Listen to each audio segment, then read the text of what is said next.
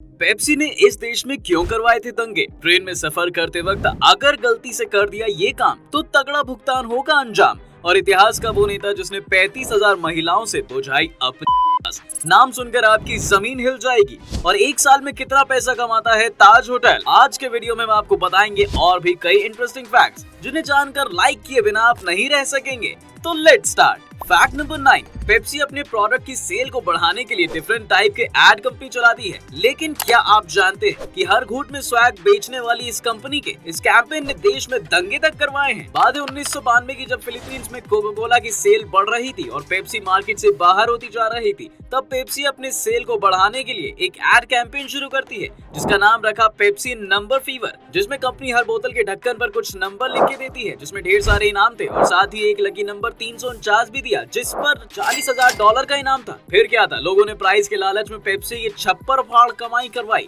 लेकिन इस दौरान पेप्सी से एक गलती हो गई। पेप्सी ने गलती से लकी नंबर 349 प्रिंट की, 8 लाख बोतल बेच डाली और लोग लकी नंबर लेकर पेप्सी के पास प्राइस के लिए पहुंचे। लेकिन प्राइस तो किसी एक को ही दिया जा सकता था, जिस पर लोग आपस में ही लड़ पड़े और दंगे हो गए और पेप्सी के खिलाफ केस भी हुआ जिसका डिसीजन कोर्ट ने 14 साल बाद दिया और पेप्सी को किसी को भी कोई पैसा नहीं देने को कहा। फैक्ट नंबर 8, इंडिया में ज्यादातर लोग ट्रेन से ही ट्रैवल करते हैं, पर बहुत सारे लोग रेलवे के एक ऐसे रूल के बारे में नहीं जानते जिसके बारे में पता होने से उनका बहुत नुकसान हो सकता है। अब बहुत सारे लोग अपनी ट्रेन जर्नी को इजी बनाने के लिए एसी या नॉन एसी कंपार्टमेंट से ट्रैवल करने को प्रेफरेंस देते हैं, जिसमें सोने बैठने के लिए 3 सीटें होती हैं। लेकिन कई बार अपर बर्थ के पैसेंजर लोअर बर्थ पर ऐसे कब्जा करके बैठ जाते हैं जैसे वो सीट उनकी ही हो। तो ऐसे में आप उन्हें अपनी सीट से हटा सकते हैं, क्योंकि रेलवे के रूल के मुताबिक अपर बर्थ का कोई भी पैसेंजर लोअर बर्थ में रात 10 बजे से सुबह 6 बजे तक नहीं बैठ सकता। और अगर कोई ऐसा करता है तो आप उसकी शिकायत रेलवे से कर सकते हैं, जहां उसे रूल्स के हिसाब से सजा दी जा सकती है। तो अगली बार आपकी सीट से कोई ना हटे तो उन्हें जरूर ये बताएं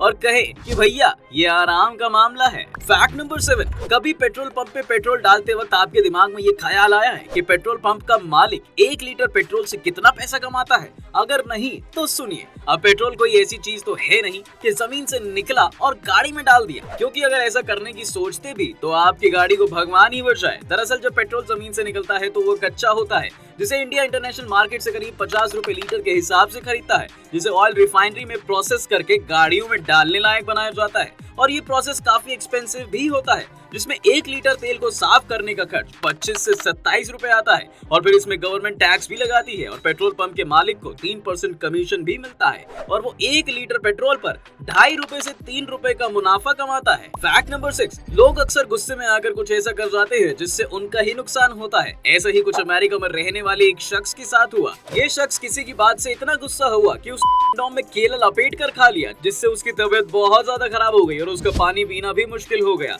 और अब उसे हॉस्पिटल ले जाया गया, जहां डॉक्टर्स ने स्कैन में पाया कि केला पेट में जैसे का तैसा पड़ा हुआ है और उसके इंटेस्टाइन में फंसा हुआ है, जिसकी वजह से वो अपना यूरिन भी डिस्चार्ज नहीं कर पा रहा था, जिसे डॉक्टर ने सर्जरी करके बाहर निकाला और उस बंदे को राहत मिली। इसे कहते हैं मुसीबत को अपने गले लगाना। फैक्ट नंबर 5, दुनिया में ऐसे कई नेता हुए हैं जो अपनी खुशी के लिए जाने जाते हैं, लेकिन आप क्यूबा के राष्ट्रपति फिदेल कास्त्रो के बारे में नहीं जानते होंगे, जिन्होंने अपनी पूरी जिंदगी में हजारों औरतों के साथ बंद बनाए थे। कहते हैं कि 82 साल की उम्र तक जिंदा रहने वाले इस राष्ट्रपति ने अपनी जिंदगी में 1-2 नहीं बल्कि 35,000 औरतों के साथ बंद बनाए थे।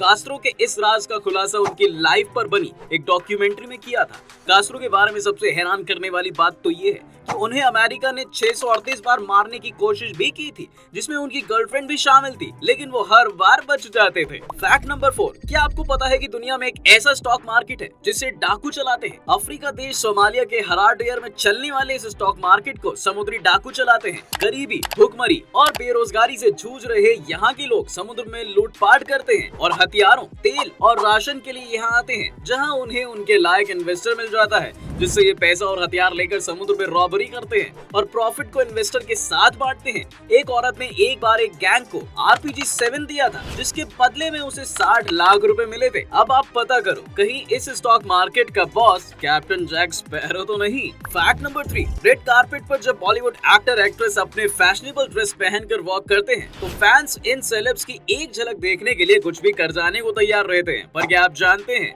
कभी आपने सोचा है कि ये सेलेब सिर्फ रेड कारपेट पर ही क्यों वॉक करते हैं? ग्रीन या ब्लू कलर के कारपेट पर क्यों नहीं? दरअसल इसके पीछे एक बड़ी वजह है। रेड कारपेट का यूज आज से नहीं बल्कि कई सौ साल पहले से हो रहा है। कहते हैं 458 बीसी में ग्रीक प्ले राइटर एशाइलस ने अपने एक प्ले में लाल रंग को राजाओं का रंग बताया था। मेडिवल यूरोप में लाल रंग के कारपेट का चलन इसलिए ज्यादा था क्योंकि इसे जो इस ड्राई से यूज करके बनाया जाता है वो बेहद एक्सपेंसिव हुआ करती थी, जिसे राजशाही के लिए इस्तेमाल किया जाता था और आज भी खास ओकेजन्स पर इसका इस्तेमाल किया जाता है, जो अब हॉलीवुड से होते हुए बॉलीवुड और बॉलीवुड से होते हुए इंडियन वेडिंग्स तक आ गई है। फैक्ट नंबर 2, दोस्तों क्या आप जानते हैं कि फॉरेन कंट्री में रहने वाले भारतीय अपना इलाज करवाने के लिए इंडिया क्यों आते हैं? ऐसा क्या है इंडिया में जो फॉरेन कंट्रीज में नहीं है? तो इसका जवाब है सस्ता इलाज। मान लीजिए आप अमेरिका में रहते हैं और आपके दांतों में कोई प्रॉब्लम हो जाए तो आपको अमेरिका में उस प्रॉब्लम को ठीक करवाने के लिए $10,000 खर्च करने पड़ेंगे, लेकिन आपको जानकर हैरानी होगी कि वही प्रॉब्लम इंडिया में 10,000 रुपए में ठीक हो सकती है। इसलिए हर साल लाखों इंडियन सस्ते इलाज के लिए इंडिया आते हैं। फैक्ट नंबर 1, इंडिया में luxury hotel, world class service और फूड का नाम आते ही हमें सबसे पहले मुंबई के ताज होटल का नाम याद आता है।